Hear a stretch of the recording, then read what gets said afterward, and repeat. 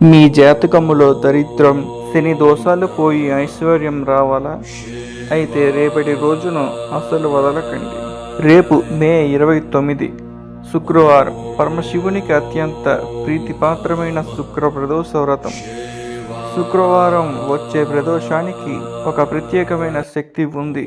సూర్యాస్తమయ సమయాన శివుడు ఆనంద తాండవం చేసే పవిత్రమైన సమయమే ఈ ప్రదోష కాలం.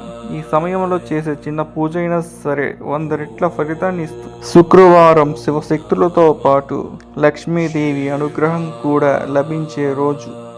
అందుకే ఈరోజు శివుణ్ణి పూజిస్తే మీ ఇంటిలోని నెగిటివ్ ఎనర్జీ పోయి ధనలాభం కలుగుతుంది. రేపు సాయంత్రం శివాలయానికి వెళ్ళి శివుణ్ణి దర్శించుకోండి, లేదా ఇంట్లోనే ఓం నమ శివాయ అనే పంచాక్షరి మంత్రమును జపించండి, శుభం కలుగుతుంది. కామెంట్ సెక్షన్లో ఓం నమ శివాయ అని రాసి ఇలాంటి మరిన్ని ఆధ్యాత్మిక విషయాల కోసం ఇప్పుడే మన ఛానల్ను సబ్స్క్రైబ్ చేయండి. ఓం నమ శివాయ.